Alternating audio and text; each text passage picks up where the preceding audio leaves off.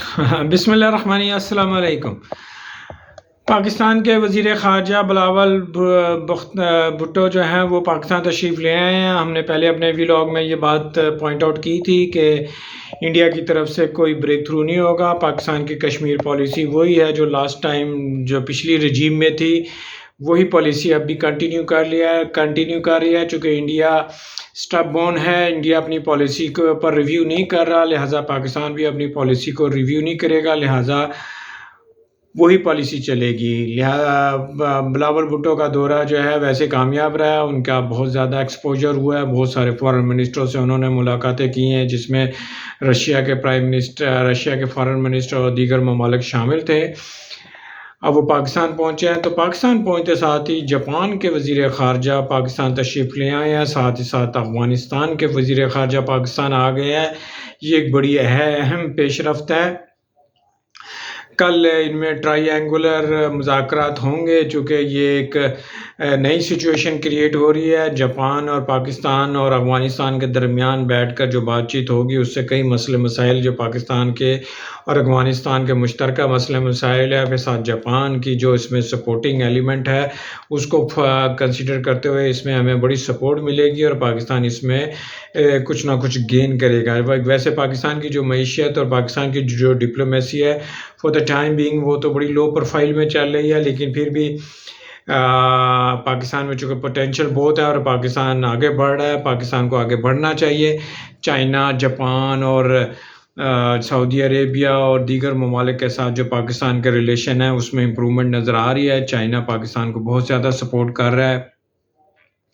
جہاں تک I am F کی بات رہی ہے، آئی ایم ایف کے ساتھ پوائنٹ اسٹینڈ اسٹل پر ہے، کوئی اس میں پیش رفت نہیں ہو رہی، ابھی اسٹاف لیول کا معاہدہ ایگریمنٹ بھی نہیں ہو سکا ہے۔ گو کہ آئی ایم ایف کی تمام کنڈیشن پاکستان گورنمنٹ نے ایکسیپٹ کر کے پاکستان کی عوام کے ساتھ ایک بروٹل ڈیمانسٹریشن ہو چکی ہوئی ہے۔ مہنگائی کا طوفان ایک آ چکا ہوا ہے، جو چیز پہلے 100 کی ملتی تھی اب وہ 300 کی مل رہی ہے، اس لیے کہ ہم آئی ایم ایف کے ساتھ ایگریمنٹ کر رہے تھے۔ آئی ایم ایف کی کنڈیشن تھی کہ فلاں ٹیکس میں اضافہ کیا جائے، فلاں ٹیکس میں جو ہے اس کی ریشو بڑھائی جائے، سیل ٹیکس لگایا جائے، پیٹرول مہنگا کیا جائے، سبسڈی وڈرا کی جائے۔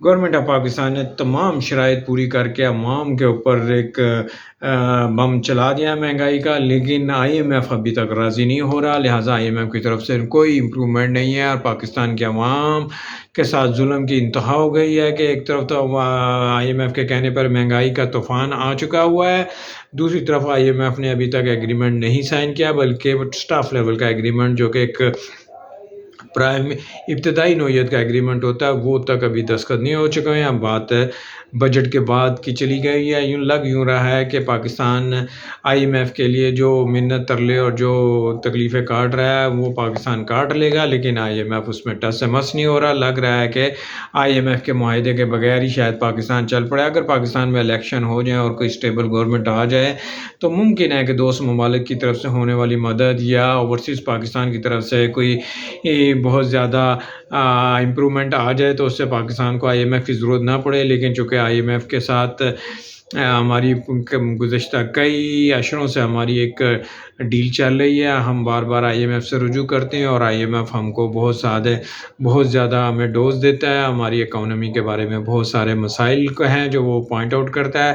پاکستان کی اکانومی پاکستان کے کلچر کے حساب سے چلتی ہے، پاکستان ایک غریب ملک ہے، یہاں کے عوام کی جو پر کیپیٹا ہے وہ بہت کم ہے، لہٰذا آئی ایم ایف کی پالیسیاں اور پاکستان کے عوام کی جو ہیں وہ اس میں بہت زیادہ تضاد ہے۔ آئی ایم ایف کہتا ہے کہ اس کو انٹرنیشنل لیول پہ لا کے جو پانی، بجلی، گیس، سونا، ڈالر کے ریٹ ہیں وہ انٹرنیشنل لیول پہ آنے چاہیے، جبکہ پاکستان کے اندر جو ضرورت ہے وہ یہ ہے کہ وہ پاکستان کی لوکل کیپیسٹی بلڈنگ کے حساب سے ہے، یعنی کہ عوام غریب ہے تو اس کے حساب سے اسی حساب سے چارجز رکھے جاتے ہیں۔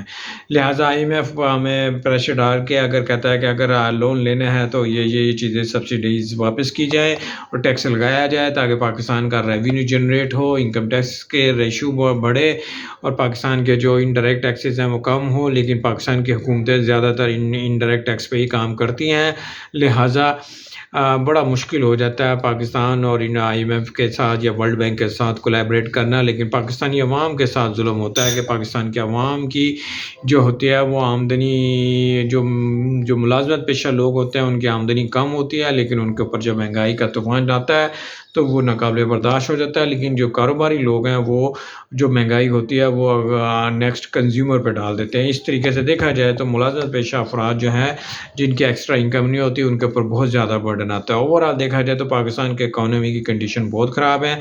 IMF के साथ हमारे मुआहदात जो हैं वो किसी भी फाइनल शेप की तरफ नहीं ले रहे हैं, सिर्फ लारे लप्पे लगे हुए हैं और आएँ बारिशाएँ चल रही हैं। हुकूमत इस मामले में बेबस और लाचार है। दूसरी तरफ हमारी जो डिप्लोमेसी है उसके अंदर भी कोई ब्रेक थ्रू नहीं हो रहा है। गो के फॉरेन मिनिस्टर के दौरे और बहुत ज़्यादा एक्टिविटी नज़र आ रही है। देखते हैं अब क्या होता है। पाकिस्तान में अगर इलेक्शन का मसला हल हो जाए तो पाकिस्तान यहाँ से स्टैंड ले सकता है, आगे बढ़ सकता है और पाकिस्तान के मसाइल में कुछ कमी आ सकती है।